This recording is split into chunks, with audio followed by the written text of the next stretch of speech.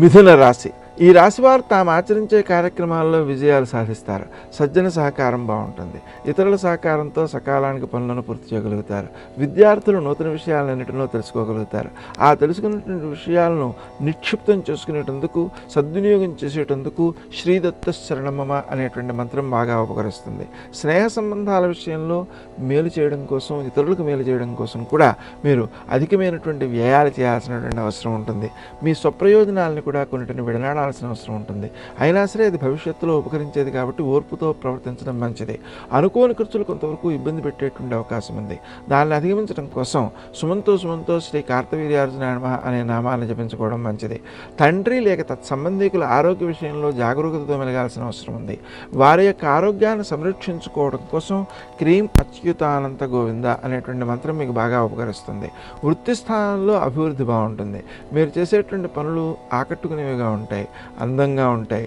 అందువలన మీరు ఆ ప్రశంసలను ఎక్కువగా పొందుతూ ఉంటారు. వృత్తి స్థానంలో అభివృద్ధులకు కూడా అవకాశం ఉంది. పై అధికారుల యొక్క ఆదరాల్ని పూర్తిగా పొందడం ద్వారా మీకు బాధ్యతలు పెరుగుతాయి.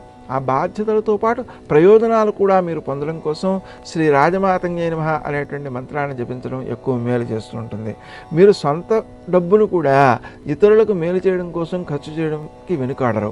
తద్వారా కొంత తాత్కాలికంగా ఖర్చులు ఎక్కువగా కనిపిస్తుంటాయి, కానీ అవి భవిష్యత్తులో ప్రయోజనాలను ఇచ్చేవిగా ఉంటాయి కాబట్టి శంకించాల్సిన అవసరం లేదు. వీలైనంత వరకు దాన రూపంలో ఖర్చు చేయడం వలన ఎక్కువ ప్రయోజనాన్ని పొందుతూ ఉంటారు. అప్పు రూపంలో మాత్రం ఖర్చు చేయడం మంచిది కాదు, శ్రేయస్కరం కాదు. సంతాన వర్గంలోని వారు అభివృద్ధిని సాధించడం కోసం మీరు చేసేటువంటి ఖర్చులు ప్రయోజనాన్ని ఇచ్చేవిగా ఉంటాయి. వాళ్లకు ఏ వస్తువులనైతే సమకూర్చి పెడతారో అవి వాళ్లకు కూడా సంతృప్తినిచ్చేవిగా ఉంటాయి. తద్వారా వారు చేసేటువంటి కృషి ఉత్సాహపూరితమై అభివృద్ధిని కలిగించేదిగా ఉంటుంటుంది. అలాగే కుటుంబీకుల్లో ఉండేటువంటి అవసరాలను తీర్చడం కోసం మీరు చేసేటువంటి ఖర్చులు కూడా వారి యొక్క ఆత్మీయతను పెంపొందించేవిగా ఉంటాయి. తద్వారా మీరు సంతృప్తికరమైనటువంటి జీవనాన్ని సాగించగలుగుతారు. ముఖ్యంగా నూతన ప్రదేశాలను చూడడం కోసం, విహారయాత్రలు అయినటువంటి వాటి కోసం కూడా మీరు ఖర్చు చేసేటువంటి అవకాశం ఉంది. అటువంటి ఖర్చులు మీకు సంతృప్తిని, ఆనందాన్ని ఇచ్చేవిగా ఉంటాయి.